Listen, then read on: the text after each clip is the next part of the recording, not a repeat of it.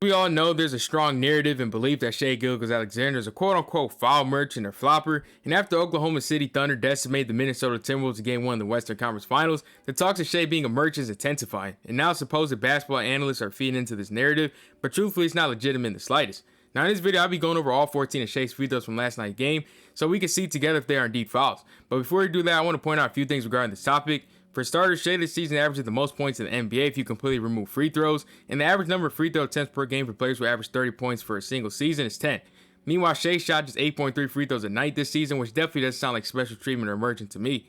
Now with all that said, let's get into yesterday's fouls. Now, first free throws of the game for Shai came in the first couple minutes of the first quarter. Surprise, surprise, am I right, guys? But Shai came off the double drag screen, completely lost his man, creating a one-on-one with Gobert and drop. But he knows Gobert is too deep, so the only way for Gobert to really be able to contest his shot is by jumping. So he pump fake, got the big man in the air, and drew the easiest foul in the game.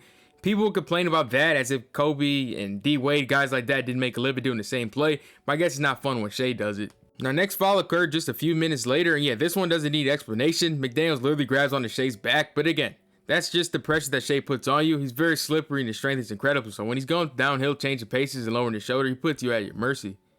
And then another bonus free throw in the same possession, since Anthony Edwards thought it was smart to throw the ball at Shai out of frustration in a huge playoff game. And this is what I'm talking about. We get mad at players for being smart and using their gifts, but yet we don't get mad at boneheaded plays like that.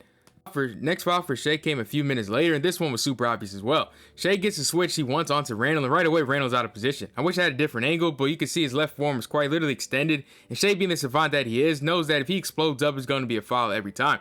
And that's what I'm talking about with Shai. If you don't want to be in the right position, you don't want to be disciplined, he's going to discipline you. And it's honestly that simple, man. Now, there's just a dumb foul by Anthony Edwards. A little handsy in the beginning, which is fine, send a message or whatever, but then he trips and falls. You get away with the foul, you aren't even letting him get up, which is technically another foul. Like, he's literally putting his his legs, around Shai so he can't get up cleanly. Then Shai finally gets up 10 seconds after you making sure he stays on the ground, just for you to push him right in front of the ref. I mean, like, is it possible to be as undisciplined as Anthony Edwards?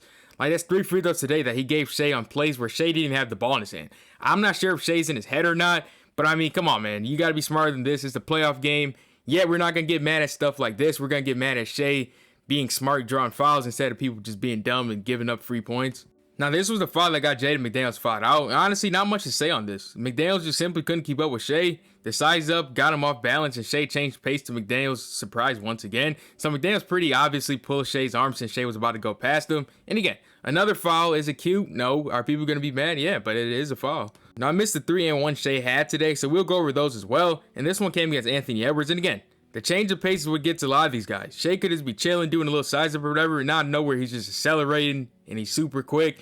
And that gets defenders off balance. And when you're off balance or playing catch up defensively, that's where most of the fouls occur. And this one was no different, as Shai's clearly hooking Shai's arm pretty clearly. And again, it's just he couldn't keep up because the change of pace and the handles, that's what gets a lot of guys. Okay, now we have our first disagreement on a foul call, because this Jaden McDaniels should not have been a foul unless I'm missing something, because there's no way that there's any contact being made right here.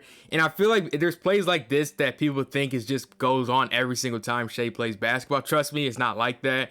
And yeah, that's a good move though. Like, he made McDaniels take a knee for the first responders, but that's not a foul.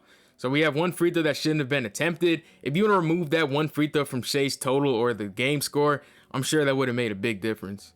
Now, last free throw of the game, I know it's unfortunately got out of order towards the end because I forgot about the and-ones, but again, this is just another clear foul. And can we talk about that finish though? Like, how many guys had the concentration to make that shot while falling knee first to the ground?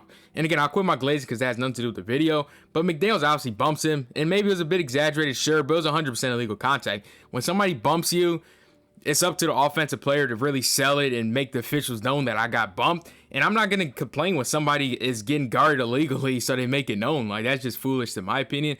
But yeah, so in conclusion, looks like 13 to 14 free throws we went over today were 1000% fouls, which isn't a surprise to me at all, as most of the fouls called for Shai are indeed fouls, despite what the foolish narratives would tell you. And the truth is, his handles, his athleticism and flexibility, as well as his IQ and overall change of pace, makes Shai pretty much unguardable, and it leaves these guys no other choice but to foul him. And honestly, it's not just Shai, it's a lot of guys who we all like: Kobe Bryant, LeBron James, Michael Jordan, Giannis. They all shoot a ton of free throws for the same reason. They have super high IQ, and they simply cannot be guarded. I don't know why, for some reason, at Shai, we be like, nah, you can't do that, Shai. All these other guys can do it, but you cannot do it. Doesn't really make sense to me. And yeah, thank you guys for watching. means a lot, and let me know if you agree or disagree with any of this.